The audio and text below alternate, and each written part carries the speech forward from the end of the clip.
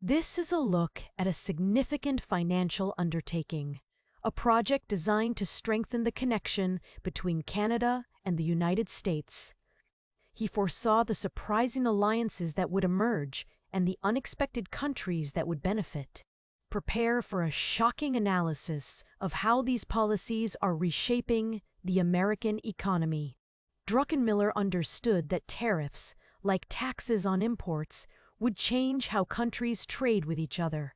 He knew that when the United States put tariffs on goods from China, for example, it wasn't just about buying things for a higher price.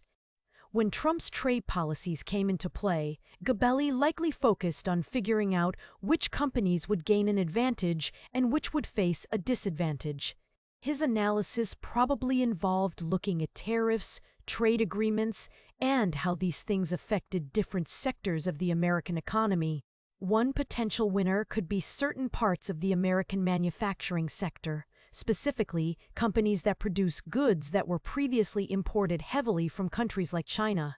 The tariffs imposed on Chinese goods might have made American-made products more competitive, leading to increased sales and profits for these companies. However, this benefit could be offset by higher costs for raw materials if those materials were also subject to tariffs. On the other hand, many companies likely face challenges. Businesses that rely on importing components or finished goods from overseas, especially from China, may have seen their costs rise. This could hurt their profits and force them to raise prices for consumers. This is especially true for retailers and companies in the consumer electronics or apparel industries. The overall impact on the American economy is complex. Some argue that Trump's policies were aimed at bringing jobs back to the U.S. and reducing the trade deficit. However, others worry about the potential for trade wars, which could disrupt global supply chains and slow down economic growth.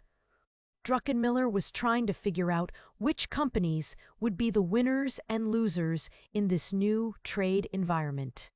Overall, Druckenmiller believed that Trump's trade policies were a big risk to the global economy. Companies that benefit from the trade policies might see their stock prices rise, while those that are negatively affected might see their prices fall. A value investor like Gabelli would likely look for companies that are undervalued due to the trade policies, meaning their stock prices don't reflect their true potential. He might also consider companies with strong balance sheets and the ability to weather any economic storms caused by the trade policies. Trade negotiations are always ongoing, and the global economy is constantly changing. This means that the impact of Trump's trade policies is still evolving. It's important to stay informed and do your own research before making any investment decisions. What about the impacts felt by our allies, and what unintended consequences arose from the retaliatory tariffs placed on U.S. goods? What long-term plans have companies devised to protect themselves from future trade wars? These are issues that require deeper investigation. If you found this analysis helpful, please like, share, and subscribe to our channel for more insights into the world of finance and investment.